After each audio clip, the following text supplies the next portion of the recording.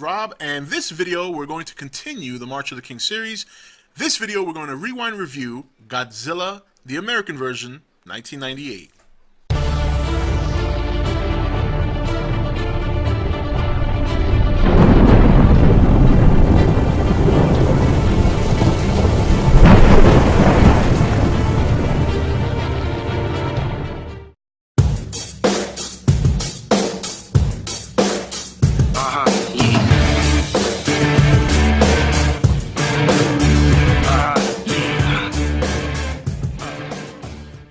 Okay guys, welcome back. Now, I have a feeling this video is going to get quite a number of views. I'm sure a lot of people want to see how this is going to fare among some of my other reviews of the Godzilla series. We all know how most people feel about this movie. You have people who either completely hate it and despise it. There are some people who actually became a Godzilla fan because of this movie, so that's a good thing. There are some people who just feel it shouldn't bear the Godzilla name, but nonetheless is a good movie. With that said, as a Godzilla movie, obviously it doesn't, it just doesn't fit. I mean, he looks nothing like Godzilla. Doesn't even have any remote features that look like him, and even his roar sounds more like an elephant than it does Godzilla. I mean, he has the early part of the roar, then as it pitches over, it sounds more like it just sounds so weird. Now, at the time, the cast was pretty decent. Matthew Broderick was still doing some good movies. Decent movies, I should say. Maybe not so much good, but some decent movies. Kevin Dunn, who's still around, obviously was in the Transformers, the first three movies, as Shia LaBeouf's father. And I think that's pretty much a Hank Azaria. Hank Azaria, this is around the time he started climbing that ladder for a little bit. But, not an all-star cast, so to speak. Now, in terms of the movie, look, overall, when I look at the movie from the perspective of just a giant monster movie, it's good. It really is. They really did take the iguana, and that's what I'm going to call it, because that's what it was. They really did take it and made it like a true animal, but on a much grander scale. Very flighty, okay, not like the real Godzilla. The real Godzilla rushes right into the military, where this one was running away. But in some ways, it was kind of clever. I mean, dodging missiles, they couldn't lock onto him. Taking the military on a wild goose chase around the city, only for the military to tear the city apart more than the actual monster itself. But when you first when I first saw the movie, I was so excited for another Godzilla movie, and at the time I didn't know what he looked like. When I sat in the theater, I'm like, all right, this is the first time I'm going to see this guy. Even the fact that his feet looked real different in the posters and stuff like that, it didn't matter to me. I figured for the most part, I understood it was going to look different, but I figured for the most part they would keep it very much like the traditional monster. Much like now, Gareth Edwards' Godzilla seems to be very different, but much the same in terms of his likeness. Boy, was I wrong. Very, very wrong. I think I was in shock for a little while when I first saw the movie. But now, look, I own it, okay? I mean, I still watch it from time to time just because I like monster movies, and from a monster movie perspective, it's very entertaining. It's very comic-y. Actually, it's very much cheesy like some of the older movies, just with better effects, really, at the time. Now, the storyline in of itself kind of follows the whole nuclear thing and mutations and stuff like that. And basically, Godzilla, though, in this one, is not coming to the city to destroy. He's coming to the city to reproduce. He's an animal that's asexual, and he's looking for a nesting ground, and he chose New York City because it's one of the few cities in the world where, as big as he is, he could actually go through the tunnel system and use Madison Square Garden as a nesting ground. It's a place, my cat, it's a place that he can go to chill out. He doesn't want to destroy the city. We obviously saw that much of the city was still standing by the end of the movie. So that makes it entertaining. That was fun. And then the little comic scenes here and there. Jean Reno, very surprised to see him in this movie after some of the movies he's done, but nonetheless, that was probably the biggest star power there. Maybe if you want to consider Matthew Broderick. I can't really remember his movie of the 90s, but, we'll go with that. But to call it Godzilla was the problem. That was the problem. They should have called it, a lot of people call him Gino now, Godzilla in name only, or they call him Zilla. That's, I think, how the Japanese dub him. I like to call the movie Giant Lizard Lost in New York and Pregnant, because that's pretty much the premise of the movie. He's in New York, he's pregnant, he's running around like he's lost, military's chasing him down. I mean, again, when you just take your mindset out of the fact that this is a Godzilla movie, it's actually quite enjoyable.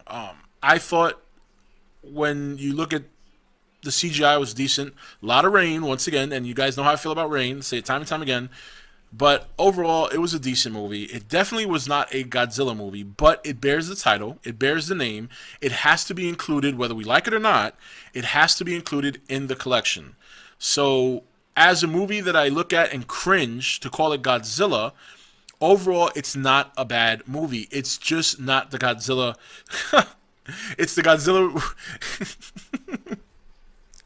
At the time, it was the Godzilla we hoped for, just not the Godzilla we wanted or needed at the time. That's basically it.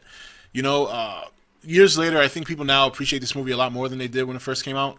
I think they can appreciate it, you know, maybe some time after the movie came out. I find now that more people appreciate the movie now. Like when I talk to people now, they appreciate it much more than they did maybe the time it came out to like 5 or 6 years after. Especially when Godzilla came back onto the scene in '99 or 2000, depending. And from about '99 to 2004, people hated the Godzilla movie from America. But after 2004, I think is when people started to just kind of look at it and say, you know what? It's not Godzilla, but it's not a bad movie. And it's not. It's entertaining. It's popcorn fun. Very simple plot. Nothing crazy. Of course, a love story forced in there. And some pretty funny moments. You know, everybody quotes it. That's a lot of fish. A lot of fish. We lost them. Sir, we lost them. How do you lose a goddamn lizard in New York? And just all that stuff. There are some funny moments. There are some very. One of the scenes I loved is when he's running down the street and the military's behind him chasing him, and then they have a blockade, which to me is a joke. How do you have a blockade for a monster that big? And he leaps over them into the water. That I thought was an awesome scene. I like also when he was getting chased through the city by the helicopters, and he went and hid. And you know, he kind of used guerrilla warfare tactics. You know, something you would never see from the Godzilla we know and love. But clever nonetheless. If nothing else, I got to say he's smarter than the Godzilla we know. The Godzilla we know is a big brute. He just runs in there and he goes at it. He doesn't even think.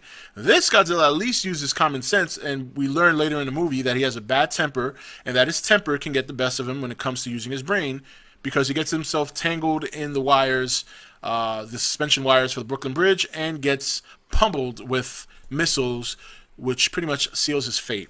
But look, guys, anyway, you know, that's really it. I mean, it's not a bad movie. We can call him Gino. We can call him Zilla. I can call him the big iguana lost in New York and pregnant. But at the end of the day, whether we like it or not, it's a Godzilla movie. Plain and simple. You go to any Godzilla, buy any package of Godzilla DVDs, and some of those packages have this movie in it. I have a 5-pack Godzilla movie collection, and one of the movies that came with it was Godzilla '98. So, you know, take it for what it is. Just when you watch the movie, try not to watch it from the perspective of this is Godzilla. It is not Godzilla. It is America's Godzilla at the time, until he is officially replaced on May 16th, 2014. Then that will be the new Godzilla, and we can still love Zilla for what he is and what it was. But let's just forget about the fact that it was a Godzilla movie. As hard as it is, and despite the fact that we really can't, but at the end of the day, it wasn't a bad movie. It was very entertaining. I still like it. It took me a while to get over it too, but I'm over it now, and I can enjoy the movie for what it is, which is just a big monster romp through a city, cheesy fun, cheesy goodness, just like the older movies, and that's that. Anyway, guys, that's it for this Rewind review. Let me know your thoughts on Godzilla '98. I'm expecting to see quite a few. That movie still sucks, and hey, go watch it again. Just try not to think of it as Godzilla. Just look at it for what it is, a big iguana. That's it.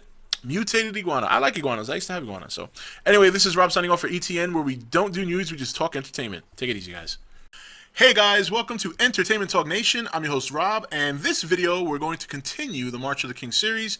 This video, we're going to rewind review Godzilla, the American version, 1998.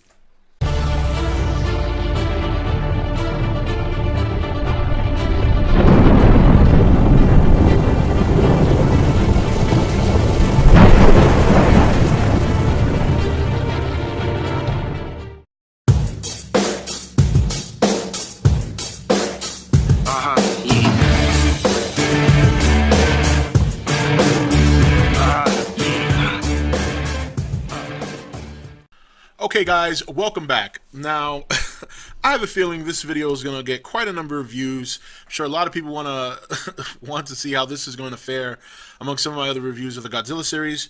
We all know how most people feel about this movie. You have people who either completely hate it and despise it. There are some people who actually became a Godzilla fan because of this movie, so that's a good thing. There are some people who just feel it shouldn't bear the Godzilla name, but nonetheless is a good movie.